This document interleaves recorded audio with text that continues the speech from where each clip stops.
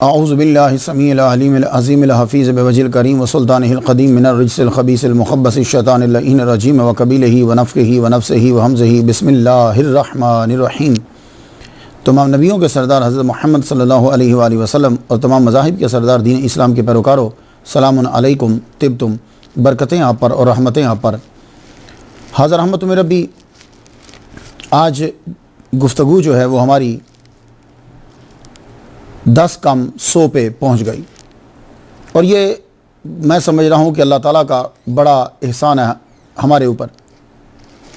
اور آج جس ہستی کو سرنامہ کلام بنایا ہے، امام فی الحدیث مسلم بن حجاج بن مسلم القشیری نیشابوری رحمۃ اللہ علیہ۔ تاریخ ولادت آپ کی 206 ہجری 821 عیسوی، اور تاریخ وصال حکمی شہادت 261 ہجری رجب کی تقریباً 25 اور مئی 875 عیسوی بنتی ہے۔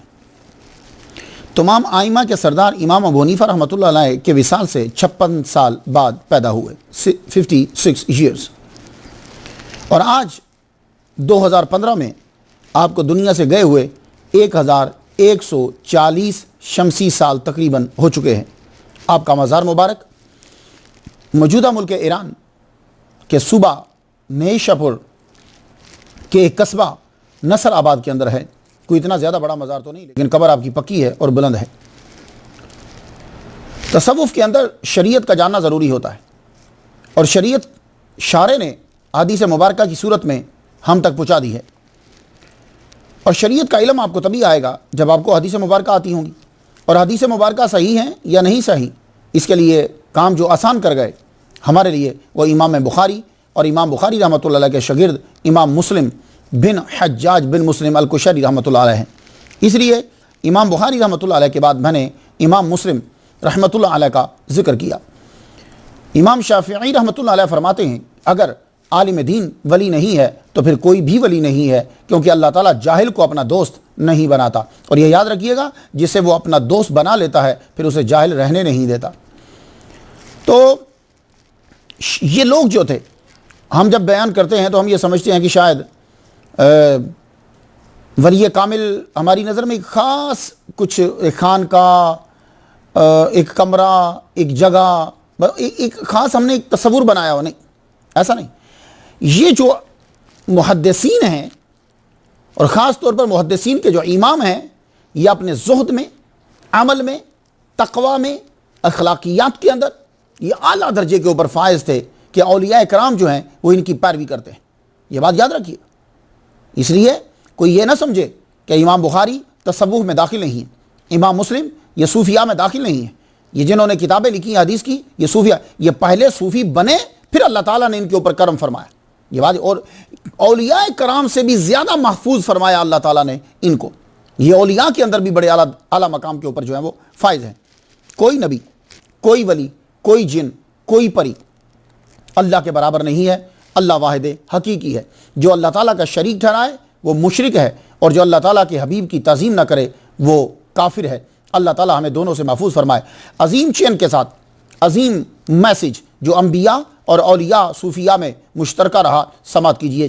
امام رضا علیہ السلام بیان کرتے ہیں اپنے والد گرامی موسیٰ کاظم سے، موسیٰ کاظم بیان کرتے ہیں اپنے والد گرامی امام جعفر صادق سے، امام جعفر صادق بیان کرتے ہیں اپنے والد امام محمد الباقر سے، امام محمد الباقر بیان کرتے ہیں اپنے والد گرامی زین العابدین سے، زین العابدین بیان کرتے ہیں اپنے والد گرامی امام حسین علیہ السلام سے، امام حسین رضی اللہ تعالیٰ عنہ بیان کرتے ہیں اپنے والد گرامی مولا علی شیر خدا سے، مولا علی شیر خدا نے سنا محمد مصطفیٰ صلی اللہ علیہ وسلم سے۔ اللہ تعالیٰ نے یہ کہا، اے نبی میرا میسیج پہنچاؤ، انی انا اللہ لا الہ الا انا فاعبدنی، میں ہی اللہ ہوں، میری پوجا کرو، میرے سوا کوئی معبود نہیں ہے۔ من جاءنی منکم بشہادۃ اللہ الہ الا اللہ باخلاص، جو تم میں سے آیا میرے پاس یہ لے کر، یہ چیز لے کر، اس کی شہادت لے کر آیا کہ اللہ کے سوا کوئی معبود نہیں، داخلہ فی حصنی ومن دخل فی حصنی آمن من عذابی، تو وہ میرے قلعے میں داخل ہو گیا، اور جو میرے قلعے میں داخل ہو گیا وہ میرے عذاب سے محفوظ ہو گیا۔ آئیے گفتگو جو ہے وہ آگے شروع کرتے ہیں۔ آئیے نام پہ گفتگو شروع کرتے ہیں، جو ہمارا طریقہ ہے۔ آپ کا نام مسلم، آپ کا نام جو ہے وہ ہٹ کے ہے۔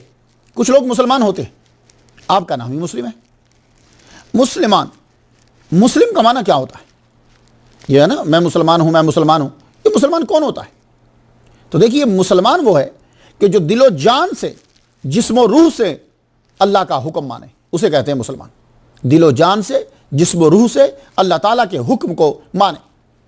اس کی ایک مثال دے دوں آپ کو، فلما اسلما وتلہ للجبین، وہ دونوں مسلمان ہوئے، یعنی ابراہیم و اسماعیل علیہ السلام دونوں مسلمان ہوئے، اور انہوں نے اپنے بیٹے کو پیشانی کا بل لٹا دیا۔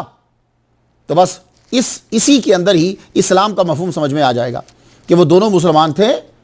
تو کیا ہوا، باپ نے اپنے بیٹے کو رب تعالیٰ کے حکم کے مطابق نیچے لٹا دیا پیشانی کے بل، اس کا گلا کاٹنے کے لیے تیار ہو گیا رب کی راہ میں قربان کرنے کے لیے۔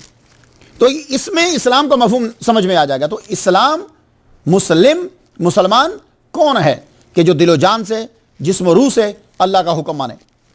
اللہ تعالیٰ نے ابراہیم علیہ السلام کی اطاعت اور تابع فرمانی کا یوں بیان فرمایا، سورہ آل عمران آیت نمبر 67 کے اندر، ما کان ابراہیم یہودیوں ولا نصرانیوں ولیکن کان حنیفا مسلما۔ ابراہیم علیہ السلام یہودی نہیں تھے، ابراہیم علیہ السلام عیسائی نہیں تھے، ابراہیم علیہ السلام حنیف تھے اور مسلمان تھے، مسلم تھے۔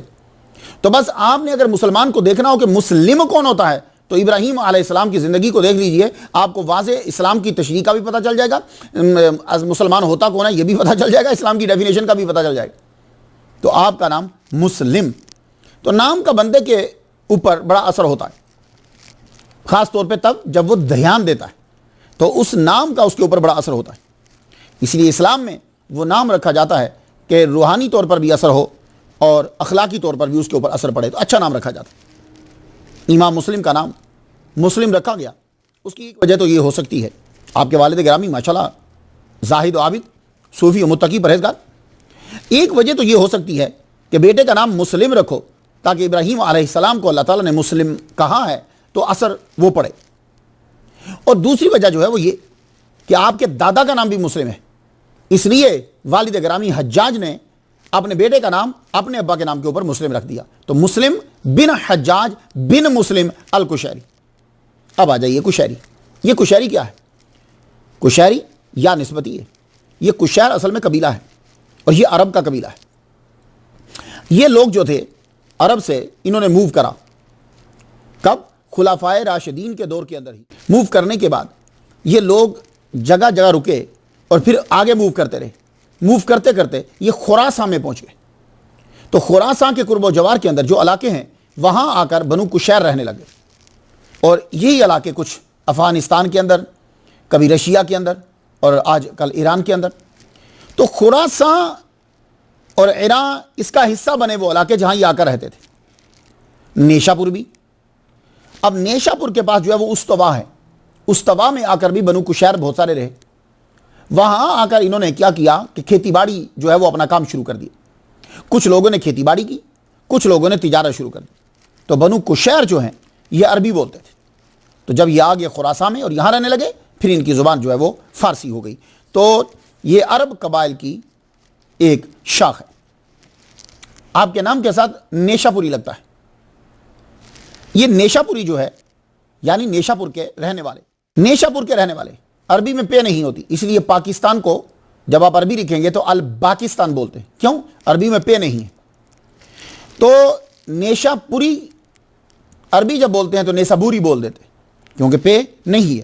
نیشاپور، نیشابور، نیشابور آج کے دور میں ملک ایران کے صوبہ رضوی خراساں کی کاؤنٹی ہے۔ یہ 3 صدی ہجری میں بقول مولانا ضیاء الدین رحمۃ اللہ علیہ نیشاپور محدثین کا پایہ تخت تھا، معدن الفضلاء، منبع العلماء تھا، اور امام سبکی رحمۃ اللہ علیہ فرماتے ہیں کہ اس دور میں ایک تو بغداد تھا کہ جہاں لوگ احادیث کو جمع کرنے کے لیے جاتے تھے، اور دوسرا جو ہے وہ یہ نیشاپور کا نام آتا ہے۔ نیشاپور کو ام البلاد بھی کہا جاتا ہے۔ خاندان، کچھ لوگوں کا یہ کہنا ہے کہ جس طرح امام بخاری رحمۃ اللہ علیہ کا خاندان جو ہے وہ مسلمان نہیں تھا، بعد میں انہوں نے اسلام قبول کیا، اسلام قبول کرنے کے بعد عقد موالات کی وجہ سے آپ جوفی کہلائے۔ اسی طرح امام مسلم رحمۃ اللہ علیہ جو ہیں یہ بھی عقد موالات کی وجہ سے کہتے ہیں یہ موالی ہیں، ان کا خاندان جو ہے وہ پیچھے سے، اور بنو کشیر کے اندر جو ہے وہ عقد موالات ہوئی، لیکن یہ ایسا ہرگز نہیں ہے۔ آپ کے آباء و اجداد جو ہیں وہ آپ کے آباء و اجداد جو ہیں وہ غلام نہیں تھے. یہ غلط ہے. میرے استاد محترم شیخ الحدیث شیخ القرآن و تفسیر حضرت علامہ غلام رسول سعیدی شیخ الحدیث جامعہ نعیمیہ کراچی وہ تحریر فرماتے ہیں کہ آپ بنو کشیر کے خاندان میں پیدا ہوئے. شیخ الحدیث مولانا محمد حنیف خان رضوی بریلوی صدر المدرسین نے جامع الحدیث کے مقدمہ میں صفحہ 325 پہ تحریر کیا ہے کہ آپ کا سلسلہ نسب عرب کے مشہور قبیلہ بنو کشیر سے ملتا ہے، اس لیے آپ کو کشیری کہا جاتا ہے. تو وہ بچے یا وہ لوگ کہ جنہوں نے یہ ثابت کرنے کی کوشش کی ہے، خاص طور پر یہ جب آپ مکہ اور مدینہ یونیورسٹیز میں پڑھنے کے لیے جاتے ہیں تو وہ یونیورسٹی والے امام مسلم کا تذکرہ کرتے ہوئے ایک تو امام مسلم کا تذکرہ بڑا مختصر کریں گے. امام بخاری پہ مکہ اور مدینہ کی یونیورسٹیز کے اندر 3 4 5 دن لیکچر ہوتا ہے، لیکن جب امام مسلم کا نام آتا ہے تو امام مسلم کا لیکچر زیادہ سے زیادہ 40 منٹ میں ختم کر دیا جاتا ہے. آپ سمجھ گئے ہوں گے کیوں، کیا وجہ ہے، کچھ اندازے خود بھی لگا لیا کریں. تو وہ یہ ثابت کرنے کی کوشش کرتے ہیں کہ یہ عربی نہیں ہیں، لیکن یہ بھی عربی ہیں، امام مسلم بھی. بنو کشیر قبیلے سے آپ کا تعلق ہے. تو کشیر قبیلہ نے مختلف پیشہ اپنائے، کھیتی باڑی کو بھی یہ بنایا، مقام استوا کی اکثر زمینیں جو ہیں وہ انہی کی تھی، لیکن تجارت کو بھی انہوں نے اپنایا، اور تجارت میں سے کپڑے کی تجارت کو انہوں نے اپنایا. امام مسلم رحمۃ اللہ علیہ کے والد گرامی جو ہے وہ کپڑے کی تجارت کیا کرتے تھے اور بڑے لینڈ لارڈ تھے، بڑے امیر آدمی تھے. وہی سلسلہ آپ نے بھی آگے جاری رکھا. امام مسلم رحمۃ اللہ علیہ کا بزنس جو تھا وہ کپڑے کی تجارت تھی. 821 میں حجاج بن مسلم رحمۃ اللہ علیہ کو اللہ تعالیٰ نے ایک بیٹا عطا فرمایا. اللہ کا شکر ادا کیا. نیشاپور کے نام کو منور کرنے والا، علم کو عام کرنے والا ایک عظیم بچہ پیدا ہوا. نام رکھا گیا مسلم. اس نام کا اثر ہوا کہ آپ نے اپنی ساری زندگی اللہ تعالیٰ کے حکم کے مطابق گزار ڈالی. اور اللہ تعالیٰ نے قرآن مجید میں بارہا یہ کہا ہے کہ تم اطاعت کرو اللہ کی اور اطاعت کرو محمد مصطفیٰ صلی اللہ علیہ وسلم کی. اور ایک جگہ تو بات ہی ختم کر دی، کہا من یطع الرسول فقد اطاع اللہ، جو رسول کی اطاعت کرتا ہے گویا کہ اس نے اللہ ہی کی اطاعت کی ہے. اللہ اکبر جل شانہ. تو نیشاپور جو ہے وہاں آپ پیدا ہوئے. یہ نیشاپور اصل میں نو شاپور ہے، نیا نوروز یعنی نیو سٹی آف شاپور. تو آج کل ملک ایران کے اندر ہے، اس وقت یہ خراساں کے اندر تھا. یہی وہ شہر ہے کہ جہاں تاتاریوں نے انسان تو کجا جانوروں تک کو بھی نہ چھوڑا، ہر شے مار ڈالی. اور یہی وہ شہر ہے کہ جہاں علم کا آفتاب چمکا اور ستارے جو ہیں وہ ابھرے اور چمکے. آپ کی ولادت ہوئی تو والد گرامی نے آپ کا نام مسلم رکھا، جو بعد میں مسلم بن حجاج بن مسلم الکشینی رحمۃ اللہ علیہ کے نام سے مشہور ہوئے. کبھی کبھی لوگ اعتراض کر دیتے کہ یار یہ انبیاء کے نام تو بڑے شارٹ ہوتے ہیں، یہ امتیوں کے نام اتنے لمبے کیوں ہیں؟ نبیوں کا نام آدم، نوح، موسیٰ، عیسیٰ، ابراہیم، اسماعیل، بس. اور یہ جو امتی ہوتے ہیں محمد بن حجاج بن مسلم الکشیری ابو الحسن، یہ اتنے لمبے نام کیوں ہوتے ہیں؟ تو بھائی دیکھیے، نام کا مقصد کیا ہوتا ہے؟ نام کیوں رکھتے ہیں؟ نام اس لیے رکھا جاتا ہے تاکہ ذات کی پہچان ہو جائے. یہ فلاں صاحب کہاں رہتے ہیں؟ جی وہاں رہتے ہیں. تو ذات تک پہنچاتا ہے نام. اب جو انبیاء کے نام ہوتے تھے وہ یونیک ہوتے تھے اس دور میں، اور کسی کا وہ نام نہیں ہوتا تھا. بھائی آدم علیہ السلام کا جب نام آدم تھا تو کسی اور کا نام نہیں ہے. نوح علیہ السلام کا نام نوح ہے تو اور کسی کا نہیں ہے. ابراہیم علیہ السلام کا نام ابراہیم ہے تو اور کسی کا نہیں ہے. موسیٰ علیہ السلام کا نام موسیٰ ہے تو اور کسی کا نہیں ہے.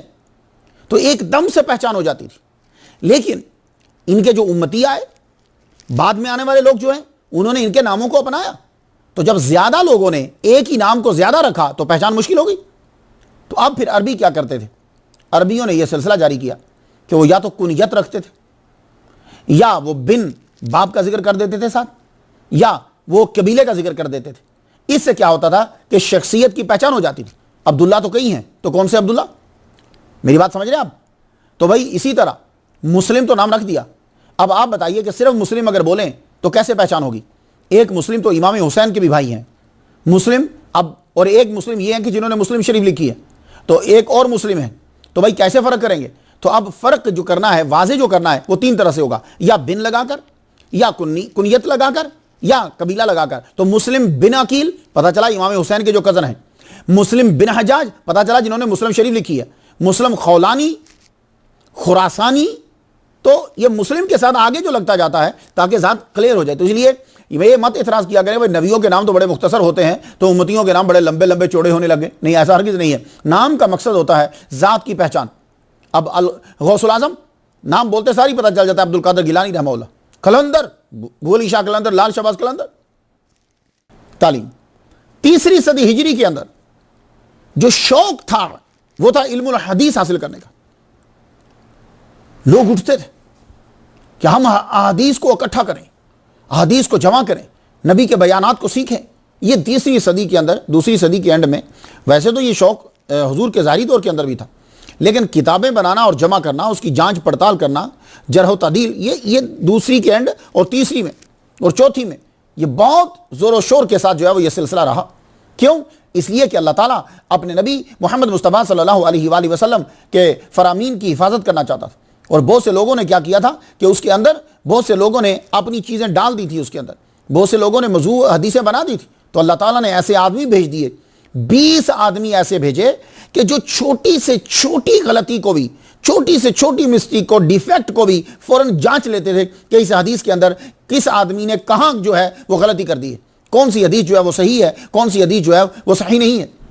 پھر اس کے مراتب، اس کے مراتب بنائے گئے، طبقے اس کے بنائے گئے. تو اللہ تعالیٰ نے یہ لوگ اس دور کے اندر جو ہے وہ بھیجے. تو تیسری صدی میں علم الحدیث کا جب زور ہوا تو اسی صدی کے اندر یہ نیشا پور کی زمین جو ہے یہ تو فل زرخیز تھی. نیشا پور کی زمین فل زرخیز تھی اس علم کی. یہاں اللہ تعالیٰ نے بڑے بڑے اسکالر جو ہیں وہ پیدا بھی کیے اور بھیجے بھی. یہ بات یاد رکھیے، امام مسلم، امام زوہری جو ہیں اور بڑی بڑی ہستیاں جو ہیں وہ نیشا پور کے اندر پیدا ہوئی ہیں. نیشا پور ایک مرکز تھا، بغداد کے بعد دوسرا نام تھا یہ. تو امام مسلم رحمۃ اللہ علیہ نے 12 سال کی عمر کے اندر قرآن مجید کو بھی حفظ کر لیا اور وہاں کے جو علوم تھے وہ پڑھ لی. اکثر آج کے دور کے اندر لوگ پوچھتے ہیں مختار شاہ صاحب یہ کیسے ہو سکتا ہے کہ 12 سال کے اندر قرآن حفظ بھی ہو جائے اور 12 سال کی عمر کے اندر جو ہے وہ ساری کتابیں بھی پڑھ لی جائیں. تو بھائی بات یہ ہے کہ آپ اپنے سسٹم کو دیکھ رہے ہو، آپ اپنے سسٹم کو دیکھ رہے ہو جس سسٹم کے اندر 3 مہینے کی چھٹیاں ہوتی ہیں. آپ اپنے سسٹم کو دیکھتے ہو جس کے اندر ہر ہفتے میں 2 چھٹیاں ہوتی ہیں. آپ اپنے سسٹم کو دیکھ رہے ہو جس کے اندر اور چھٹیاں بھی ہوتی ہیں. آپ اپنے سسٹم کو دیکھ رہے ہو، تعلیم کے دیکھ رہے ہو جس کے اندر 2 بجے تک پڑھائی ہے، اس کے بعد پھر چھٹی ہو جاتی. آپ اپنے سسٹم کو دیکھتے ہو کہ جس کے اندر نیٹ بھی ہے، ٹی وی بھی ہے، سیریں بھی ہیں، گپیں بھی ہیں، کھانا، ساری چیزیں. اس دور میں جائیے، وہاں 3 مہینے کی چھٹی کا کوئی تصور نہیں تھا، وہاں ہفتہ اتوار کی چھٹی کا کوئی تصور نہیں تھا، وہاں 2 بجے کے بعد کی چھٹی کا کوئی تصور نہیں تھا. جب کوئی پڑھنے کے لیے شروع ہو جاتا تھا تو جب تک وہ سارا علم حاصل نہیں کر لیتا تھا اس وقت تک وہ واپس نہیں پلٹتا تھا اور پھر رات دن اس میں صرف کر دیتا تھا. تو یہ بات ذہن نشین ہے کہ پھر اعتراض کیا کریں. تو 12 سال تو میں کہتا ہوں تو ایسی کنڈیشن کے اندر تو 12 سال بھی زیادہ ہیں.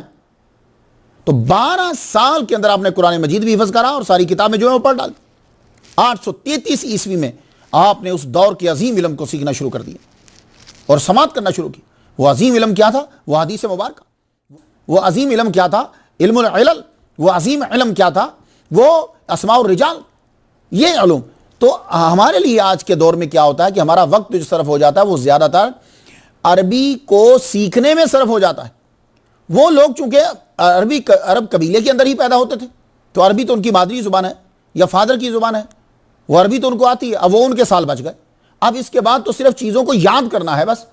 یا پڑھے جاؤ، یاد کرے جاؤ، پڑھے جاؤ، یاد کرے جاؤ. اور اوپر سے اللہ تعالیٰ نے آئمہ کرام اور ایسے لوگ جو ہیں ان کو ایسا دماغ عطا فرما دیا تھا کہ ہم لوگوں کو تو یاد کرنے کے لیے بھی کچھ ٹائم لگانا پڑتا ہے نا، کہ 1 گھنٹہ لگایا، 2 گھنٹے لگائے، 3 گھنٹے لگائے، رٹا لگایا، پھر یاد ہوا.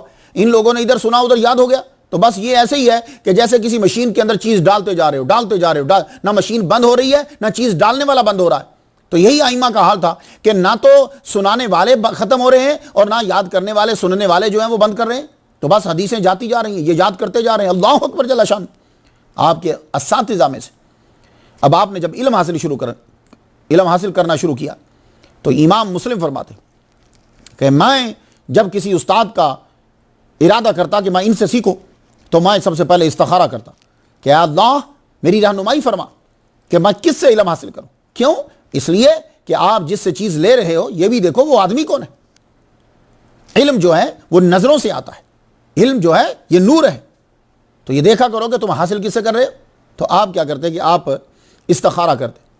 تو سب سے پہلے آپ نے نیشا پور کے استادوں سے علم حاصل کرنا شروع کیا. تو یہاں کے نیشاپور کی ایک بڑا زبردست بہت عظیم نام ہے حضرت امام اسحاق بن راہویہ، ان سے علم حاصل کرنا شروع کیا. یہ آپ کے پہلے استاد ہیں. ان کو راہویہ کیوں کہا جاتا ہے؟ اصل میں ان کا نام اسحاق بن ابراہیم ہے. ابراہیم، تو ابراہیم جو ہے ان کا ٹائٹل تھا راہویہ، ان کا آگے ٹائٹل جو ہے وہ چلا. تو یہ راہویہ ان کو کیوں کہا جاتا ہے؟ راہویہ اس لیے کہا جاتا ہے کہ حضرت امام اسحاق کی دادی جو ہیں وہ مکہ کی طرف جا رہی تھی. جب جا رہی تھی تو رستے میں ابراہیم ان کے بیٹے کی ولادت ہوگی جو والد ہیں امام اسحاق کے.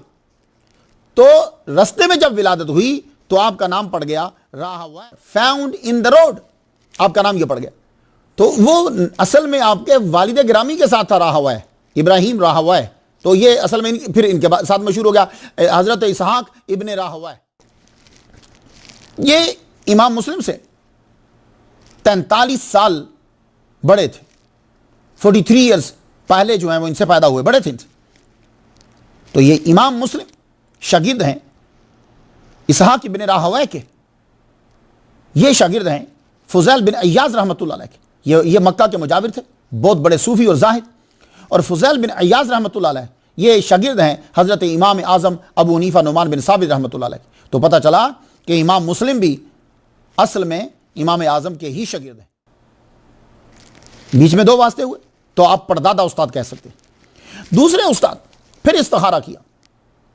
آپ ایک اور استاد کا چناؤ کرتے ہیں، وہ عبداللہ بن محمد ابی شیبہ ہے. 235 ہجری کے اندر ان کا وصال ہوا ہے. امام زاہبی رحمۃ اللہ علیہ کی تحقیق اگر آپ پڑھیں گے تو انہوں نے بتایا کہ کس نے کس سے پڑھا ہے. تو آپ امام زاہبی رحمۃ اللہ علیہ کو بھی پڑھیے. اگر آپ نے بہت ہائی پی ایچ ڈی آپ کر رہے ہیں یا آپ بہت بڑے اسکالر ہیں تو امام زاہبی کو ضرور پڑھیے جب حدیث پہ گفتگو کرنا ہو. تو امام زاہبی رحمۃ اللہ علیہ کی جب تحقیق پڑھی جاتی ہے تو وہ فرماتے ہیں کہ امام مسلم رحمۃ اللہ علیہ کوفہ میں جب پڑھنے کے لیے گئے، حدیث کی سماعت آپ نے کی تو ان سے کی. تو امام مسلم شاگرد ہوئے عبداللہ بن محمد ابی شیبہ کے، اور وہ شاگرد ہوئے امام عبداللہ بن مبارک کے، اور امام عبداللہ بن مبارک شاگرد ہوئے حضرت امام اعظم ابو حنیفہ رحمۃ اللہ علیہ. تو اس لحاظ سے بھی امام مسلم شاگرد ٹھہرے امام اعظم نعمان بن ثابت رحمۃ اللہ علیہ. آپ نے پھر استخارہ کیا. پھر آپ کے استاد امام ابراہیم بن موسیٰ حنفی رحمۃ اللہ علیہ، ان کا وصال 220 ہجری کے اندر ہوا. تہذیب و تہذیب جلد 10ویں صفحہ 401 پڑھنے سے معلوم ہوتا ہے. علامہ حجر اسقلانی رحمۃ اللہ علیہ نے فرماتے ہیں کہ امام ابراہیم بن موسیٰ رحمۃ اللہ علیہ نے امام یزید بن زرع سے روایت کی اور ان سے امام مسلم نے روایت کی. امام مسلم رحمۃ اللہ علیہ کی اس وقت عمر 14 سال تھی جب آپ کا وصال ہوا ہے، کیونکہ آپ کا وصال 220 ہجری میں ہوا. امام مسلم شاگرد ہوئے امام ابراہیم بن موسیٰ کے، وہ شاگرد ہوئے امام یزید بن زرع کے، اور وہ شاگرد ہوئے امام اعظم نعمان بن ثابت رحمۃ اللہ علیہ کے.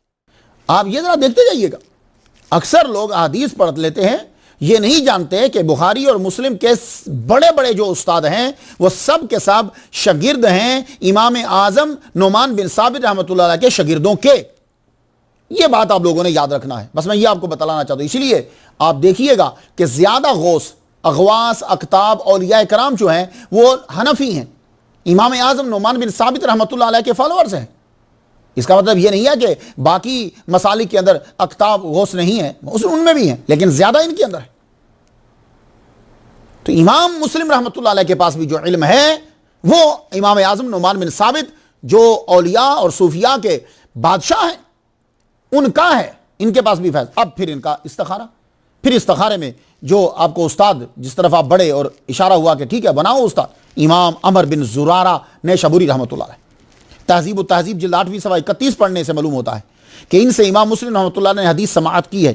ان کا وصال ہوا 238 ہجری کے اندر. اس وقت امام مسلم رحمۃ اللہ علیہ کی عمر مبارک 32 سال تھی 206 کے حساب سے. امام مسلم شاگرد ہوئے امام عمر بن زرارہ کے، وہ شاگرد ہیں حشیم بن بشیر کے، اور حشیم بن بشیر رحمۃ اللہ علیہ شاگرد ہیں حضرت امام اعظم نعمان بن ثابت رحمۃ اللہ علیہ کے. تو یہاں سے بھی فیض جو ملا وہ بھی امام اعظم نعمان بن ثابت رحمۃ اللہ علیہ کا. پھر آپ نے پھر استخارہ، آپ کے استاد بنے یحییٰ بن معین رحمۃ اللہ علیہ. یہ فن رجال کے امام الائمہ ہیں. انہوں نے وراثت میں 10,50,000 درہم پائے تھے. یہ بات ذرا سب لوگ سنتے جائیے گا. 10,50,000 درہم چاندی کا ہوتا ہے. ان کو وراثت میں ابا کی طرف سے ملا تھا.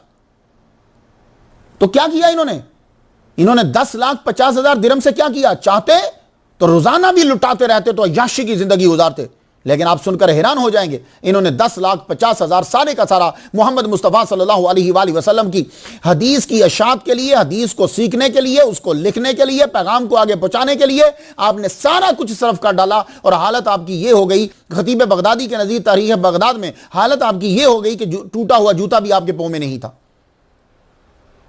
اللہ اکبر جل شانہ۔ ٹیکسی میں بیٹھ کر حدیث پر اعتراض کرنا تو بڑا آسان ہے، لیکن 10,50,000 روپیہ صرف کر کے حدیث مبارکہ کو سیف کر کے سیکھ کے لوگوں تک پہنچانا یہ بڑا مشکل ہے۔ کتنے پیسے صرف کر رہے ہیں ہم لوگ حدیث کو آگے پھیلانے میں؟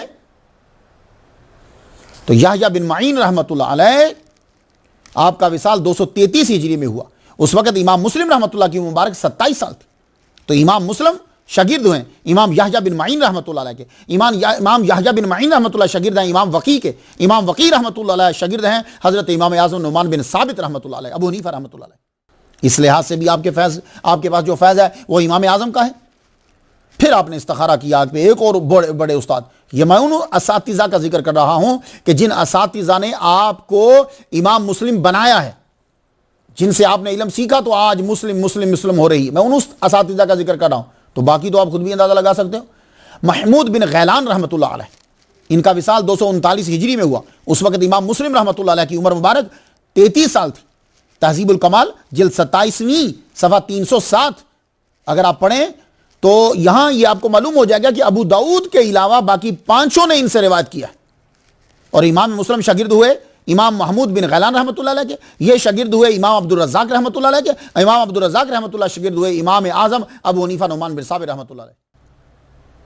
یہاں سے بھی فیض جو ہے وہ یہ چیزیں یہ بڑی گہرے مطالعے کے بعد حاصل کر کے میں آپ لوگوں کو فری میں یہ موتی بانٹ رہا ہوں۔ تو جتنے آپ لوگ ہیں پلیز، آپ حنفی ہو، آپ دیوبندی ہو، کچھ بھی ہو، یہ یاد تو کرو، آپ امام اعظم کے مقلد ہو، یہ یاد تو کرو، نہیں بھی ہو تو بھی یاد کر لو، ہو سکتا ہے کہ یہ چیزیں یاد کرنے سے آپ کسی توہین سے بچ جائیں۔ امام محمد بن مثنی رحمۃ اللہ علیہ، ان کا وصال ہوا 252 ہجری میں، اس وقت امام مسلم رحمۃ اللہ کی عمر مبارک 46 سال تھی۔ خطیب بغدادی نے لکھا ہے تاریخ بغداد جلد 284 کے اندر لکھا ہے کہ آپ سے امام مسلم رحمۃ اللہ علیہ نے حدیث سماعت کی ہے۔ تو پھر امام مسلم شاگرد ہوئے امام محمد بن مثنی کے، یہ شاگرد ہوئے امام مکی بن ابراہیم کے، اور امام مکی بن ابراہیم رحمۃ اللہ علیہ شاگرد ہیں حضرت امام اعظم نعمان بن ثابت رحمۃ اللہ علیہ۔ کہاں جاؤ گے؟ امام اعظم کی مخالفت برائے مخالفت ہے، ورنہ یہ تمہیں ماننا پڑے گا کہ فقہ کا کوئی بندہ ہو تو وہ بھی شاگردوں کا شاگرد ہے، اگر حدیث کا کوئی امام ہے تو وہ بھی شاگردوں کا شاگرد ہے۔ اللہ اکبر جل شان۔ یعقوب بن ابراہیم رحمۃ اللہ علیہ، پھر استخارہ کیا امام مسلم پھر پڑھنے کے لیے نکلے۔ آپ کو بڑے سفر کرنے پڑے ہیں، بہت سے اسفار کیے آپ نے، یہ مت سمجھیے کہ آپ کے گھر کے اندر ہی اڑوس پڑوس کے اندر ہی ساری یونیورسٹیز تھی، نہیں، پڑھنے کے لیے نکلنا پڑا، پیسہ صرف کرتے تھے، وراثت کا پیسہ لگا رہے ہیں، تجارت میں جو پیسہ آ رہا ہے وہ لگا رہے ہیں، حدیث مبارکہ سیکھنے کے لیے جاتے، اور سیکھنے سے پہلے استخارہ کرتے، اور استخارے کے اندر جو چوٹی کے استاد آ رہے ہیں وہ سب کے سب امام اعظم نعمان بن ثابت رحمۃ اللہ علیہ کے شاگرد ہیں۔ آپ کے اساتذہ جو ہیں، اب یعقوب بن ابراہیم رحمۃ اللہ علیہ دیکھ لیجئے، آپ کا وصال 252 ہجری میں ہوا، اس وقت امام مسلم رحمۃ اللہ علیہ کی عمر مبارک جو ہے وہ 46 سال تھی۔ تہذیب التہذیب میں علامہ حجر اسقلانی رحمۃ اللہ ذکر کیا کہ آپ سے امام مسلم رحمۃ اللہ علیہ نے اور جماعت نے روایت کی ہے۔ تو امام مسلم شاگرد ہوئے یعقوب بن ابراہیم کے، یعقوب بن ابراہیم شاگرد ہوئے امام یزید بن ہارون کے، اور امام یزید بن ہارون شاگرد ہوئے امام اعظم نعمان بن ثابت رحمۃ اللہ علیہ کے۔ یہاں سے بھی فیض۔ پھر استخارہ امام احمد بن حنبل رحمۃ اللہ علیہ کا نام آتا ہے۔ امام احمد بن حنبل رحمۃ اللہ علیہ آپ کا وصال 241 ہجری میں ہوا ہے، اس وقت امام مسلم رحمۃ اللہ کی عمر 35 سال تھی۔ امام مسلم علم حاصل کرنے بغداد میں کئی بار گئے ہیں، جیسے امام بخاری رحمۃ اللہ علیہ کوفہ میں کئی بار گئے ہیں، آپ بغداد میں کئی بار گئے۔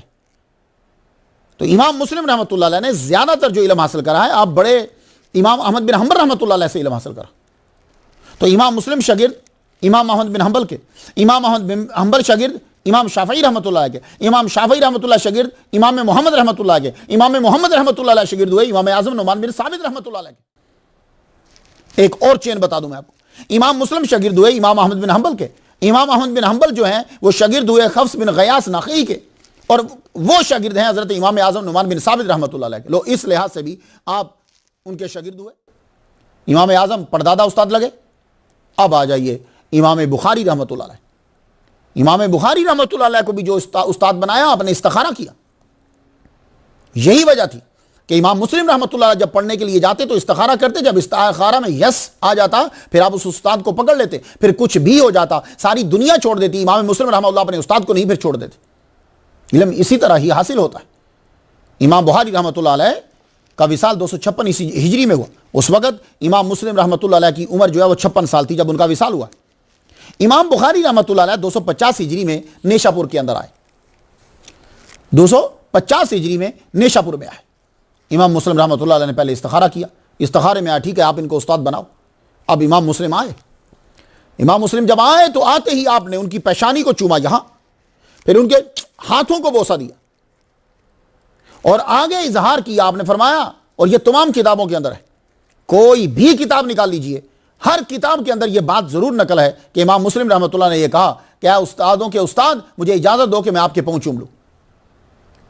تو صحیح مسلم ماننے والوں, اور صحیح مسلم تبھی مانو گے نا جب امام مسلم کو صحیح مانو گے تو, کیونکہ اگر لکھنے والا ہی صحیح نہیں ہے تو اس کی کتاب صحیح کیسے ہوگی. تو امام صحیح مسلم ماننے والوں اور صحیح بخاری ماننے والوں, میں بھی ان میں شامل ہوں کہ امام مسلم کہہ رہے ہیں کہ میں آپ کے پاؤں چومنا چاہتا ہوں, مجھے اجازت دیجیے. تو اگر چومنا شرک ہوتا ہے, خواہ وہ ایک عضو ہو یا عضو کا حصہ ہو, یہ انگوٹھا جو ہے یہ ہاتھ کا حصہ ہے, تو ہاتھ چومنا شرک ہے تو یا اس کا ایک حصہ چومنا شرک ہے, تو ہوا تو پھر برا ہی شرک ہوا نا. اب یہ نہیں کہ یہ شرک ہو جائے گا اور پورا ہاتھ چومنا ثواب ہو جائے گا. تو اگر ہاتھ چومنا شرک ہے, پاؤں چومنا جو ہے وہ شرک ہے, تو کیا امام بخاری سے شرک کی اجازت لے رہے ہیں اور امام مسلم جو ہیں وہ ان سے کہہ رہے ہیں کہ مجھے اجازت دو میں یہ شرک کروں؟ تو پھر انہوں نے ہاتھ چوما بھی, پیشانی چومی بھی. تو مسلمانوں خدا کا خوف کیجئے. کچھ باتیں ایسی ہیں کہ جو پالیٹکس کی وجہ سے مشہور کر دی گئی اسلام کے اندر, یا جیسے ہوتا ہے نا سیاسی جماعتیں ہوتی ہیں ویسے ہوتا. میرا یہ سوال ہے سب لوگوں سے کہ اگر چومنا شرک ہے انگوٹھا یا یہ, اگر یہ چومنا ثواب ہے تو انگوٹھا حرام کیسے, کیونکہ یہ تو جز ہے. تو امام مسلم نے ہاتھ چومے, ہر کتاب کے اندر لکھا, مجھے ایک کتاب بولنے کی ضرورت ہی نہیں ہے, ہر کتاب میں لکھا ہے ہاتھ چومے. تو کیا امام مسلم پاؤں چومنے کی پرمیشن مانگ رہے تھے؟ تو وہ ایک صحیح جو ٹاپ کا ہے وہ دوسرے صحیح سے, وہ بھی ٹاپ کے ہیں, ان سے شرک کی اجازت مانگ رہے تھے. تو آگے سے امام بخاری کیوں نہیں بولے کہ شرک ہے؟ یہ نہیں بولے نا, ہاتھ چوما امام مسلم نے. تو پتہ یہ چلا کہ چومنا شرک نہیں, یہ محبت کی علامت ہوتی ہے. اب جس کو جس سے محبت ہوتی ہے وہ اس کو چومتا ہے. تو آپ نے امام بخاری رحمۃ اللہ علیہ سے علم العلل سیکھا. یہ علم العلل بڑا ضروری ہوتا ہے. اسماء الرجال کا یہ علم بھی ضروری ہے اور علم العلل بھی بہت ضروری ہے. اور یہ کرامت ہے دونوں کی. امام بخاری رحمۃ اللہ علیہ کی کرامت ہے کہ آپ نے چند گھنٹوں میں سکھا دیا, اور امام مسلم رحمۃ اللہ علیہ کی کرامت ہے کہ چند گھنٹوں میں سیکھ لیا. اللہ اکبر. کہا جاتا ہے کہ پوری دنیا کے اندر 20 آدمی ہیں کہ جو علم العلل کے اندر ماہرین کا درجہ رکھتے ہیں, اور ان میں سے ایک امام مسلم رحمۃ اللہ علیہ ہیں. اور امام مسلم رحمۃ اللہ علیہ آپ کو جو علم ملا وہ امام بخاری رحمۃ اللہ علیہ سے ملا. امام بخاری رحمۃ اللہ علیہ سے امام مسلم کو بڑا پیار تھا. اتنا پیار تھا کہ 5ویں یا 6ٹھے دن نیشا پور کے تمام لوگ جو ہیں وہ امام بخاری کو چھوڑ گئے, امام زحلہ کی وجہ سے. کیونکہ وہ کچھ مسئلہ تھا قرآن کی ریسیٹیشن مخلوق ہوتی ہے, الفاظ مخلوق ہوتے ہیں یا نہیں, اس کے اندر یہ ٹیکنیکل مسئلہ ہے.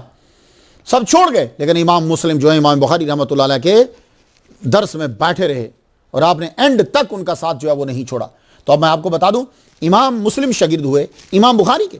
امام بخاری رحمۃ اللہ علیہ جو ہیں یہ شاگرد ہوئے فضل بن دکین رحمۃ اللہ علیہ کے. فضل بن دکین جو ہیں یہ شاگرد ہوئے امام اعظم نعمان بن ثابت رحمۃ اللہ علیہ.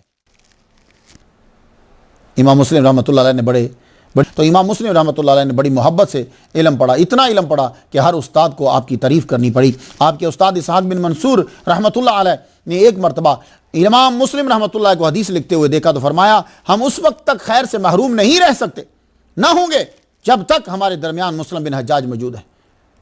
یعنی خیر ہی ہے رہے ہم پر جب تک ہمارے اندر امام مسلم جو ہے وہ موجود ہیں, کیونکہ آپ اس وقت حدیث لکھ رہے تھے، تو پتہ یہ چلا کہ جو آدمی حدیث کے علم میں مشغول ہو جاتا ہے اللہ تعالیٰ کی رحمتیں اس کے اوپر نازل ہوتی ہیں۔ اللہ تعالیٰ نے آپ کو مضبوط یادداشت عطا فرمائی تھی۔ اس کا اعتراف آپ کے ایک استاد محمد بن عبد الوہاب کرتے ہیں، کہتے ہیں کہ مسلم بن حجاج علم کا خزانہ ہے۔ خزانہ کیا ہوتا ہے؟ خزانہ اسی کو کہتے ہیں کہ جس کے اندر پیسے پڑے رہے، یہ خزانہ ہے۔ کیا مطلب؟ یہاں سونا ہے، چاندی ہے، زیورات ہیں، یہی ہیں۔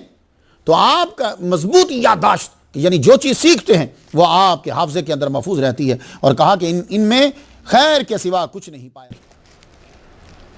تو آپ نے پہلے نیشا پور کے، پھر رائے میں بھی گئے، آپ وہاں بھی علم حاصل کیا، حجاز، مکہ مدینہ، وہاں علم حدیث حاصل کیا، مصر میں گئے، وہاں آپ نے امام شافعی رحمۃ اللہ کے ممتاز شاگردوں سے علم حاصل کیا۔ حصول علم حدیث کے لیے آپ کا آخری سفر جو ہے وہ بغداد کی طرف تھا۔ ویسے تو بغداد کی طرف بڑے سفر کیے، لیکن آخری سفر بھی بغداد کی طرف ہی کیا، اور یہ وفات سے تقریباً 2 سال قبل آپ نے بغداد کا سفر کیا۔ اللہ اکبر جل شانہ۔ آپ بلخ میں بھی گئے، بصرہ میں بھی آپ گئے، اور امام مسلم رحمۃ اللہ علیہ، آپ کا گھر کا خرچہ، بچوں کا خرچہ، یہ خرچہ کیسے چلتا تھا؟ یہ خرچہ آپ کی تجارت پہ چلتا تھا، آپ کپڑے کی تجارت کیا کرتے تھے۔ اللہ اکبر جل شانہ۔ لیکن پھر بھی جتنی آپ کے پاس آمدن ہوتی، گزارا بچوں کے لیے، گھر کے لیے رکھ لیتے، باقی سب کا سب جو ہے وہ اللہ تعالیٰ کی راہ میں تقسیم کر دیتے۔ اور جتنے اسفار حدیث کے لیے آپ کرتے، اسفار کے دوران جو ہے وہ ساتھی جو ہوتے، یا قیام جہاں کرتے، یا حدیث کے حصول کے لیے اساتذہ کی خدمت کرتے، جو تحفہ تحائف دیتے، وہ تمام کے تمام جو ہے وہ آپ اپنی جیب خاص سے جو ہے وہ دیا کرتے۔ آپ ایک سچے عاشق تھے۔ یہ جتنے محدثین ہیں ان کے نام جدا ہیں، کوئی محدث ہے، کوئی شیخ القرآن ہے، شیخ الحدیث ہے، کوئی فقیہ ہے، یہ سب کے سب زاہد و عابد و صوفی پہلے ہیں۔ اگر ان کا تزکیہ نفس نہ ہو، دل پاک نہ ہو، اور یہ عابد و زاہد نہ ہو، اور یہ راتوں کو جاگنے والے نہ ہوں، تو یہ نور ان کے دل میں آ ہی نہیں سکتا۔ یہ بات یاد رکھیے گا۔ اور اگر یہ محدث ہیں، امام ہیں، تو سب سے پہلے یہ صوفی ہیں، زاہد ہیں، عابد ہیں، متقی اور پرہیزگار ہیں۔ یہ چیز ان کے اندر ہے، اور سچے عاشق مصطفیٰ ہیں، کیونکہ جو حضور کا عاشق نہیں ہوتا وہ روحانیت کے منازل کو طے نہیں کر سکتا۔ اب سچا عاشق جو ہے آج کے جدید دور کے اندر تو سچا عاشق ڈیفرنٹ قسم کا نظر آتا ہے۔ اس کے سر پہ پگڑی نہیں ہوتی، اور داڑھی بھی نہیں ہوتی، داڑھی اس کی اتنی ہوتی ہے جیسے ایک روٹی پڑی اور روٹی کے اوپر چیونٹیاں بہت ساری چمٹ گئی ہوں، اس طرح کی اس کی داڑھی، وہ داڑھی نہیں ہوتی۔ حضور صلی اللہ علیہ وآلہ وسلم کی داڑھی مٹھی سے چھوٹی نہیں تھی، یہ بات یاد رکھیے۔ ایک صاحب ہیں، میں ترکی میں جب گیا تو میں نے ترکی میں مولانا روم کے عاشقوں کو دیکھا، ٹوپی اسی طرح کی لمبی لمبی پہنی ہوئی ہے اور داڑھی ان جیسی نہیں ہے۔ تو میں نے کہا یہ عاشقی کیا ہوئی؟ صرف بانسری بجانے کے لیے اور ڈانس کرنے کے لیے اپنے عشق کا اظہار کر رہے ہو؟ مزہ تو تب ہے نا کہ مولانا روم جتنی داڑھی بھی رکھو، نہیں، وہ لمبی سی ٹوپی پہن لی، اور وہ بھی چند وقت کے لیے جو ہے پہنی، کچھ گھنٹوں کے لیے پہنی، اس کے بعد اتار دی۔ ایک میں نے عاشق مصطفیٰ کو دیکھا، اس کے سر کے اوپر ٹوپی ہے، پگڑی نہیں ہے، اور داڑھی بھی نہیں ہے، اور جبکہ اس کے جو عاشق تھے وہ ویسی ہی ٹوپی پہنے ہوئے تھے اور ویسی ہی داڑھی رکھی ہوئے تھے، سنت کے خلاف چھوٹی چھوٹی مرضیوں کی طرح، اور جبہ تک بھی ویسا ہی پہنے ہوئے تھے، اور وہ کہہ رہے تھے دیکھا یہ میرے عاشق ہیں سچے کہ انہوں نے ویسی ہی ٹوپی پہنی ہے، ویسی ہی داڑھی رکھی ہے، ویسا ہی جبہ پہنا ہے، حالانکہ وہ عام روٹین میں نہیں پہنے جاتے لیکن وہ پہن رہے ہیں کیونکہ ان کو سچا عشق ہے۔ تو تعجب کی بات ہے کہ پیر صاحب کے مریدوں کو تو سچا عشق ہے، ویسی ہی ٹوپی جو سنت کے خلاف ہے نبی نے نہیں پہنی، داڑھی بھی ان کی پیر صاحب جیسی جو نبی کی سنت کے خلاف ہے، جبہ بھی ان کا جو ہے ویسا، حضور نے ویسا جبہ بھی نہیں پہنا، تو وہ سچے عاشق ہوئے، اور خود یہ کہہ رہے ہیں کہ میں نبی کا سچا عاشق ہوں، اور ان کی نہ نبی جیسی داڑھی ہے اور نہ نبی جیسی پگڑی ہے۔ اب خود فیصلہ کر لیجئے کہ آپ کا سچا عاشق کون سا ہوتا ہے۔ اور آپ اگر یہ کہہ رہے ہو کہ میں سچا عاشق ہوں اور دعویٰ کر، ایک تو ہوتا ہے نا ویسے بندہ دعویٰ کرنے والے کو بہت سے پروف دینا پڑتے ہیں۔ ایک آدمی ٹھیک ہے یار میں گناہ گار امتی ہوں، لیکن جو دعویٰ کر رہا ہے کہ میں عشق کو پھیلا رہا ہوں اور میں سچا عاشق ہوں، اب اس کی شکل دیکھیے اوپر سے نیچے تک، وہ سچ بول رہا ہے کہ جھوٹ بول رہا ہے، اس کی شکل بتا دے گی۔ تو امام مسلم رحمۃ اللہ علیہ سچے عاشق مصطفیٰ تھے، ہر وقت آپ کے سر کے اوپر امامہ شریف رہتا تھا۔ اور امامہ کیسا ہوتا ہے یہ بات یاد رکھیے گا، یہ ترکی اور مصری جو پہنتے ہیں یہ امامہ نہیں ہے، یہ ٹوپی کی ایک بہترین فائن شکل ہے خوبصورت بنانے کی، کیونکہ ان لوگوں نے جب ٹی وی میں آنا ہوتا ہے تو یہ چاہتے ہیں کہ ہماری شکل اچھی لگے، تو پھر یہ داڑھی کی بھی تراش کریں گے، داڑھی ایسے نہ ہو جائے، ایسے نہ ہو جائے، یہ پگڑی بھی پھر ویسی ہی پہنیں گے، اس کو پگڑی کیا ہوتی ہے؟ اب یہ ہم ان سے پوچھتے ہیں، ان کا عمل دیکھتے ہیں کہ جن کو 5 لاکھ حدیثیں یاد ہیں، وہ امام مسلم رحمۃ اللہ علیہ، آپ یہ امامہ ایسے پہنتے اور شملہ پیچھے سے یہ جو پلو ہے یہ لٹکتا ہوتا 2 کندھوں کے درمیان، یہ دیکھ رہے ہیں آپ، یہ 2 کندھوں کے درمیان میں ہے، یہ حضور کی سنت ہے۔ ایسا جو ہے وہ آپ ہر وقت پہن کر رکھتے. اللہ اکبر جل شانہ. تو امامہ شریف، یا جیسے آپ لوگ دیکھیے گا دعوت اسلامی والے دیکھیے گا، وہ جو امامہ پہنتے ہیں نا، تو وہ یہ شملہ، یہ پیچھے 2 کندھ، یہ حضور صلی اللہ علیہ وآلہ وسلم کی سنت ہے. جیسے مرضی آپ لوگ کرو، لیکن دعویٰ نہ پھر کیا کرو، کیونکہ جب آپ دعویٰ کرو گے کہ میں عاشق مصطفیٰ ہوں، پھر مٹھی سے نیچے داڑھی آپ نہیں رکھ سکتے.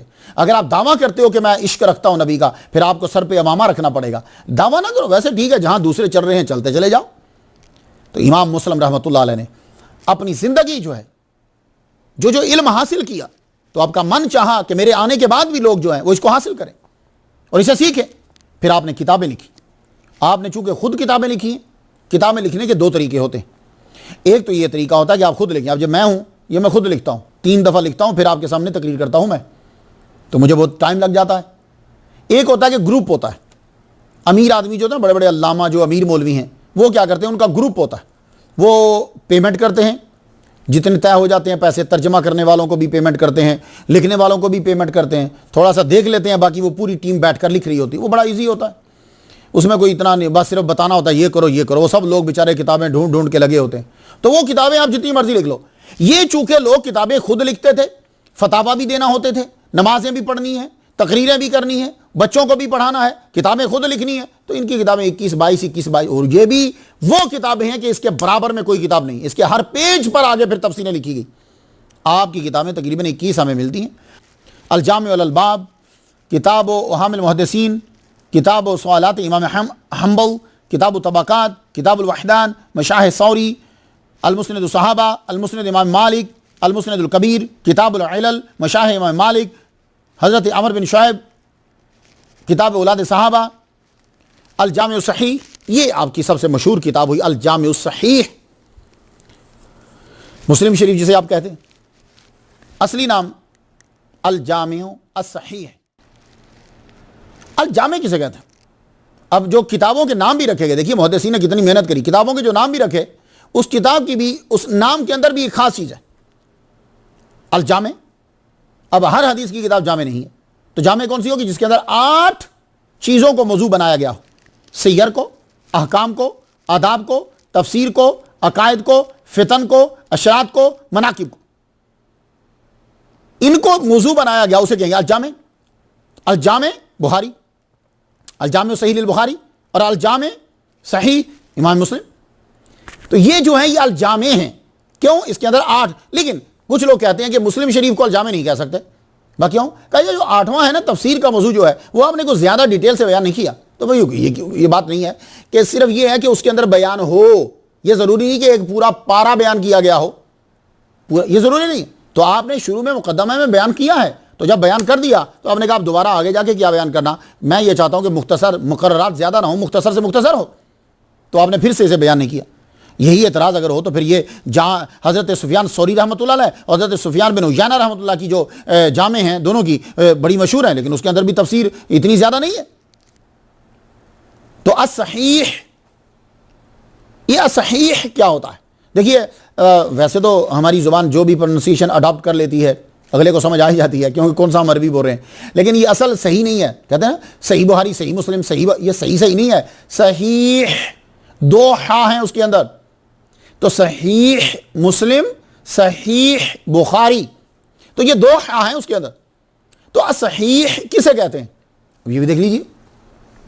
تو صحیح وہ کتاب ہوگی کہ جس کے اندر صرف ان احادیث کا التزام کیا گیا ہو کہ جو صحیح ہیں اکثر. اس لیے بخاری کو صحیح کہا جاتا ہے، مسلم شریف کو صحیح کہا جاتا ہے کہ جب لکھنے والوں نے لکھنا شروع کرا تو ان کے مائنڈ کے اندر یہی تھا کہ ہم نے اس کے اندر انہی احادیث مبارکہ کو لکھنا ہے کہ جو ان کے نزدیک صحیح تھی. امام مسلم نے کتاب کیوں لکھی؟ ہر آدمی کوئی نہ کوئی کام کرتا ہے تو کوئی وجہ تو ہوتی ہے نا، کوئی ریزن، کوئی سبب، ظاہری سبب تو بنتا ہے. عالم اسباب ہے بھائی، یہ ویسے تو اللہ ہی کرتا ہے، لیکن چونکہ یہ عالم شہادہ ہے، عالم اسباب ہے، تو کوئی تو سبب تو ہوگا. تو سبب یہ ہے کہ آپ کے ایک شاگرد تھے ابو اسحاق، تو بڑے پیارے شاگرد تھے آپ کے. کہنے لگے استاد محترم آپ ایسا کرو، صحیح احادیث کو جمع کر دو. بخاری شریف جو ہے وہ صحیح ہے، لیکن اس کے اندر آثار بھی ہیں، اقوال بھی ہیں، اس کے اندر استنباط بھی ہے اور اس کے اندر احادیث جو ہیں وہ بار بار لائی گئی ہیں، کچھ اور بھی چیزیں ہیں. آپ ایسا کریں کہ صرف احادیث کو جمع کر دیں. فرمانے لگے بات تو تیری ٹھیک ہے، اور جب کوئی مشورہ دیتا ہے اور اللہ کی طرف سے جب آرڈر آتا ہے تو پھر کوئی نہ کوئی آدمی مشورہ دے دیتا ہے. جب مشورہ دیتا ہے تو اللہ تعالیٰ دل میں بات کو ڈال دیتا ہے، راسی کر دیتا ہے. جب ابو اسحاق یہ بولے، پورے مقدمہ میں آپ پڑھ سکتے ہیں، جب یہ ابو اسحاق یہ بولے تو آپ نے فرمایا بات تم نے ٹھیک کی ہے، چلو اب ہم یہ کام شروع کرتے. تو امام مسلم رحمۃ اللہ علیہ نے کیا کیا، وہ جتنا ذخیرہ تھا، وہ 5 لاکھ کا 4 لاکھ کا جتنا بھی ذخیرہ تھا آپ کے پاس حدیث مبارکہ کا، کچھ لکھا ہوا کچھ یاد کیا ہوا، وہ 5 لاکھ وہ جتنی تھی آپ نے اس کو ریفائن کرنا شروع کیا، اس میں سے چننا شروع کر دیا. چنتے چنتے آپ 1 لاکھ تک پہنچ گئے. 1 لاکھ میں سے پھر چننا شروع کر دیا. پھر آپ نے جو چننا شروع کیا تو اس کام کو 15 سال لگ گئے. مسلم جو ہیں وہ حدیث مبارکہ کو لکھنے لگے. آپ کے لکھنے کا طریقہ ہے. امام بخاری تو استخارہ کرتے تھے نا، امام بخاری غسل کرتے تھے، امام بخاری 2 نفل پڑھتے تھے. انہوں نے یہ طریقہ نہیں اپنا. یہ کیا کرتے تھے کہ حدیث لکھنے کے بعد حدیث کے ماہرین کو دے دیتے تھے کہ چیک کیجئے اس کے اندر علل تو نہیں ہے، اس کے سند، اس کے متن، اس کو چیک کیجئے. وہ کہتے نہیں بالکل ٹھیک ہے. تو یہ طریقہ کار آپ نے بارہا اپنا علم بھی استعمال کیا، اپنی تحقیق بھی استعمال کی، اپنے ساتھیوں کی تحقیق کو استعمال کیا، اور اس دور کے جو آپ کے بڑے بڑے علامہ تھے اور جو امام تھے حدیث کے ان کو بھی پیش کیا. تو جب وہ کہہ دیتے تھے ڈن تو آپ اس حدیث کو، اور اللہ اکبر جل شانہ. تو بھائی ٹیکسی میں بیٹھ کر یا پینٹ اور کوٹ پہن کر یا انگریزی اخبار میں کالم لکھ کر حدیثوں پر اعتراض کرنا آسان ہے؟ پلیز یہ جتنے لوگ ہیں کہ جو ایم اے پڑھنے کے بعد سمجھتے ہیں کہ ہم نے سارا اسلام کا علم پڑھ لیا ہے، ان کو صرف اسماء الرجال پہلے پڑھ لینا چاہیے، بڑے بڑے ائمہ کی سیرت کو پڑھ لینا چاہیے کہ ان لوگوں نے کس طریقے سے حدیث کے علم کو بچایا ہے، پھیلایا ہے اور بنایا ہے.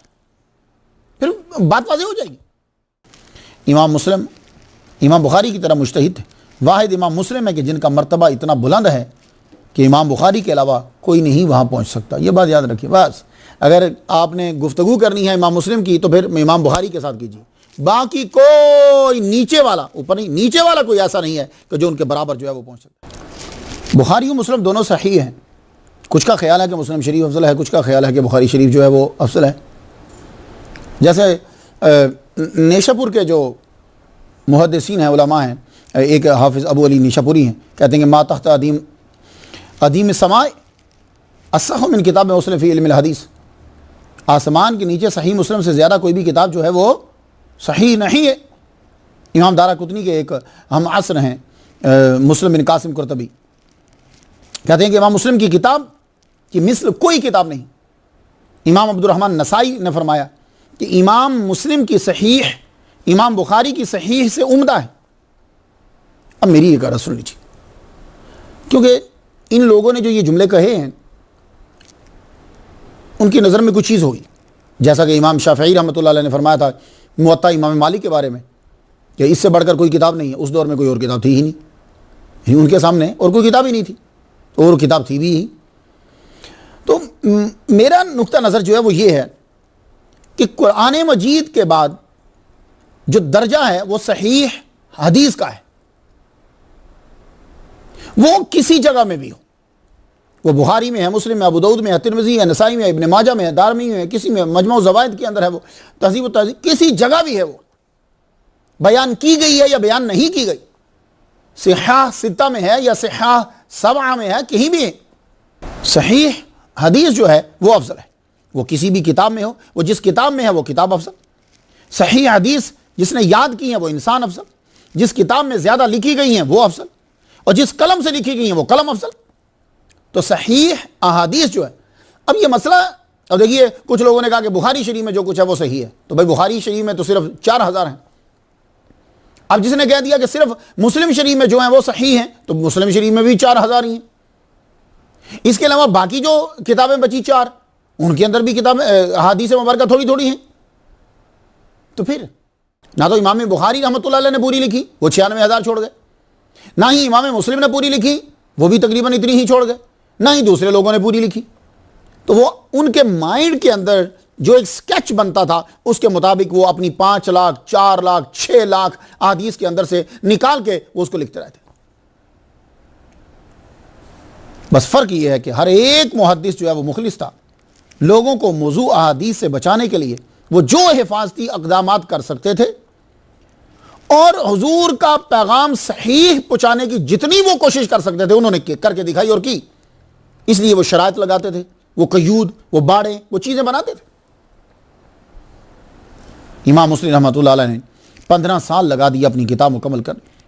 آپ حدیث لکھنے لگے تو اپنے ذخیرہ کے اندر سے آپ نے 3 لاکھ کو جمع کیا. 3 لاکھ کے بعد پھر 1 لاکھ پہ آئے, 1 لاکھ کے بعد پھر آپ 12,000 پہ آئے. اللہ اکبر جل شان. اور آپ جب مسلم شریف آپ نے لکھنی شروع کی تو آپ کس حدیث کو لکھتے تھے؟ آپ اس راوی کی حدیث لاتے تھے جس راوی سے آپ نے خود سنا ہو, اس حدیث کو آپ لے کر آتے تھے. یہی وجہ ہے کہ آپ سے تسامح نہیں ہوا. امام بخاری رحمۃ اللہ علیہ سے تسامح ہو گیا, جیسے ملک شام کے جو راوی ہیں وہ تسامح ہو گیا. وہ ہوتا یہ تھا کہ کنیت ایک کی ہے, دوسری سند کے اندر اس کا نام ہے, تو امام بخاری یہ سمجھ گئے کہ یہ جو کنیت ہے یہ ایک علیحدہ آدمی ہے اور یہ جو نام ہے یہ ایک الگ آدمی, تو آپ نے 2 سمجھ لی, جبکہ وہ کنیت بھی اسی بندے کی تھی. تو امام مسلم رحمۃ اللہ علیہ نے جب مسلم شریف کو جمع کرنا شروع کیا تو آپ جس سے آپ نے سنی ہوتی تھی حدیث اسی کی حدیث کو لاتے تھے. یہی وجہ ہے کہ کچھ لوگوں نے اس بات کو دے کر کہا کہ بخاری شریف سے مسلم شریف جو ہے وہ افضل ہے. یہ بات نہیں ہے. صحیح حدیث جہاں بھی ہوگی وہ افضل ہوگی. امام ابن صلاح رحمۃ اللہ علیہ کہتے ہیں کہ جس محدث نے اپنی کتاب کے اندر صحیح حدیثوں کو جمع کیا ہے وہ سب سے پہلے امام بخاری رحمۃ اللہ علیہ ہیں اور اس کے بعد امام مسلم رحمۃ اللہ علیہ. امام مسلم رحمۃ اللہ علیہ نے جو ابواب کی ترتیب کی ہے اور تدوین میں جو عمدگی اختیار کی ہے, اس کا جو خیال رکھا ہے, اس نے مسلم شریف میں نکھار پیدا کر دیا. اس خوبی کی بنا پر بھی کچھ لوگوں نے کہہ دیا کہ مسلم شریف جو ہے وہ بخاری شریف سے افضل ہے, بہتر ہے, کیونکہ مسلم شریف عوام کی سمجھ میں بھی آ جاتی ہے. جو آدمی اتنا پڑھا لکھا نہیں اس کی سمجھ میں بھی آ جائے گی, لیکن بخاری شریف کو سمجھنے کے لیے آدمی کے پاس نالج کا ہونا ضروری ہے, کیونکہ وہ کچھ ٹپیکل ہے, کچھ مشکل ہے. امام مسلم رحمۃ اللہ علیہ نے کتاب لکھتے ہوئے زیادہ دھیان احادیث مبارکہ لکھنے کی طرف دیا. آپ نے جب مسلم شریف کو لکھنا شروع کیا ہے, الجامع صحیح کو, تو آپ نے التزام اس بات کا کیا کہ میں احادیث لکھوں. اس لیے آپ کو ان کی کتاب کے اندر آثار نہیں ملیں گے, اقوال نہیں ملیں گے, استنباط جو ہے وہ کم. آپ ایک باب بناتے ہیں اور نیچے فوراً حدیث مبارکہ جو ہے وہ لکھ دیتے. خطبہ ہی آپ کو ملے گا بس, خطبے کے بعد کثرت سے آپ کو جو چیزیں ملیں گی وہ حدیث مبارکہ. تو امام عبد الرحمن نسائی نے جو بخاری پر مسلم شریف کو فضیلت دی ہے وہ یہی دیکھتے ہوئے دی ہے. اب ایک اور بات, کچھ ٹرمینالو چیزیں یہ ہر علم کے اندر ہوتی, اس علم میں ہوتی, اصطلاحات ہوتی, وہ آدمی بولتا ہے اسے. تو علم الحدیث کے اندر بھی کچھ اصطلاحات ہیں. مسلم رحمۃ اللہ علیہ نے حدثنا اور اخبارنا کے اندر فرق واضح کیا ہے. امام بخاری رحمۃ اللہ علیہ نے یہ فرق واضح نہیں کیا. تو حدثنا اور اخبارنا میں فرق کیا ہوتا ہے؟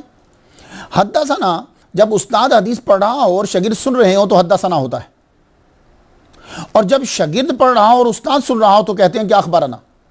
تو امام مسلم رحمۃ اللہ علیہ نے یہ فرق کیا ہے, لیکن امام بخاری رحمۃ اللہ علیہ نے یہ فرق نہیں رکھا. امام مسلم رحمۃ اللہ علیہ نے جب حدیث لکھی تو آپ نے یہ خاص طور پر توجہ دی کہ حدیث کے اندر جو سند ہے, سند کے اندر جو راوی ہے, راوی کا جو نام ہے وہ بالکل واضح ہو جائے. ایسا نہ ہو کہ نام مجہول رہ جائے, بعد میں آنے والا جو ہے وہ اعتراض کر دے. تو اگر کنیت تھی تو آپ نے ساتھ میں نام لکھ کر واضح کر دیا. نام تھا تو نسب واضح کر دیا, تاکہ وہ بندہ واضح ہو جائے کہ یہ ہے کون. اس کا بھی آپ نے خاص جو ہے وہ خیال رکھا, کیونکہ کنیت سم ٹائم مل جاتی ہے, نام سم ٹائم مل جاتے ہیں, تو آپ کی کوشش ہوتی ہے کوئی ایسی چیز ساتھ بیان کروں کہ تاکہ وہ نام واضح ہو جائے. اور امام مسلم رحمۃ اللہ علیہ جو ہیں وہ جب حدیث مبارکہ مسلم شریف میں لکھتے تھے تو آپ اپنی رائے کو حرف آخر نہیں سمجھتے تھے. اس کے بعد کیا کرتے تھے کہ آپ لکھنے کے بعد پھر دکھاتے تھے اس حدیث کے بارے میں اساتذہ کا موقف کیا ہے. تو آپ وہ حدیث جا کر بتلاتے اپنے استاد ابو زرعہ رحمۃ اللہ علیہ کو. وہ اس دور میں جرح و تعدیل علم العلل کے ماہر تھے, اور جس حدیث کے متعلق انہوں نے نشاندہی فرما دی کہ اس کے اندر کچھ علل ہیں, علت ہے اس کے اندر, تو آپ اس حدیث کو نکال دیا کرتے تھے. تو جو کام وہ استخارہ سے لیتے تھے آپ وہ کام اولیاء کرام سے لیتے تھے, محدثین سے لیتے تھے, اپنے اساتذہ سے لیتے تھے. تو آپ نے مسلم شریف لکھتے ہوئے جو حدیث لکھی تو ساتھ میں بتایا, اگر کوئی حدیث لکھی تو بتایا اس کے اندر یہ علت مجھے نظر آتی ہے. وہ کیا کہ اگر اتصال نہیں ہے اور اتصال بتا دیا گیا ہے تو آپ نشاندہی کرتے. متن کے اندر کچھ کمی ہو گئی ہے تو بتا دیتے کہ یہاں سے یہ چیز چھوٹ گئی ہے، اس کا بھی آپ نے خاص کیا رکھا تاکہ واضح سے واضح چیز ہو جائے۔ اور ایک اور بات جو ہے، بعض اوقات ایسا ہوتا ہے کہ حدیث ایک ہوتی ہے، اس کی اسناد کئی ہوتی ہیں، ایک ہی چیز کو کئی چین، عراق والوں نے بیان کیا، شام والوں نے بیان کیا، شام کی چین ہے، بغداد کی چین ہے، حرم کی چین ہے، لیکن حدیث ایک ہی ہے۔ تو آپ کیا کرتے تھے کہ جب ایسی کوئی حدیث آتی تھی تو جس کی کئی اسناد ہوں تو حدیث ایک بار لکھتے اور اس کی ساری اسناد کو ایک جگہ پہ لکھ دیتے تھے۔ یہ بھی آپ کی بڑی خوبصورتی ہے کتاب کے اندر۔ اور پھر بعض اوقات ایسا ہوتا ہے کہ سند ایک ہوتی ہے، حدیثیں اس سند سے کئی بیان کی گئی ہوتی، تو پھر آپ کیا کرتے ہیں کہ جب آپ حدیث لکھتے ہیں تو ساتھ سند کو بعد میں ضرور لکھتے ہیں۔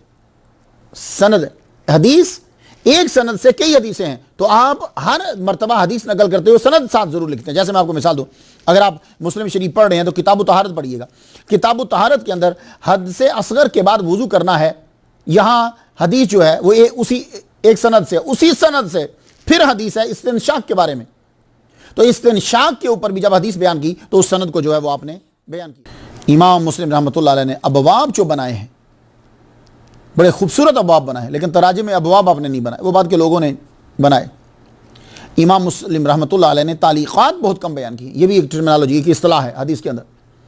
حافظ ابن صلاح کہتے ہیں کہ 14 تعلیقات ہیں، مگر وہ خود لکھتے ہیں کہ دوسری طرف سے جب ان حدیث مبارکہ کی اسناد متصل آ گئی تو یہ بھی نہ رہی۔ واضح ہو گیا، بات کلیئر ہو گئی۔ امام مسلم رحمۃ اللہ نے جب اس کتاب کو تحریر کر لیا تو فرمایا اگر محدثین 200 سال بھی حدیث لکھتے رہے تو ان کا مدار جو ہے وہ اسی میری کتاب کے اوپر ہوگا۔ اللہ اکبر جل۔ اس ولی کامل کی کرامت ہے کہ دیکھیں کہ 200 سال نہیں، 1000 سال سے اوپر گزر گئے لیکن مدار اسی کے اوپر۔ حافظ عبد الرحمن بن علی یمنی شافعی رحمۃ اللہ علیہ نے غضب کا جملہ کہا تھا، تنازع قوم فی البخاری و مسلم لدی وقالوا ای زین یقدم فقلت لقد فاق البخاری صحتا کما فاق فی حسن الصناعت مسلم۔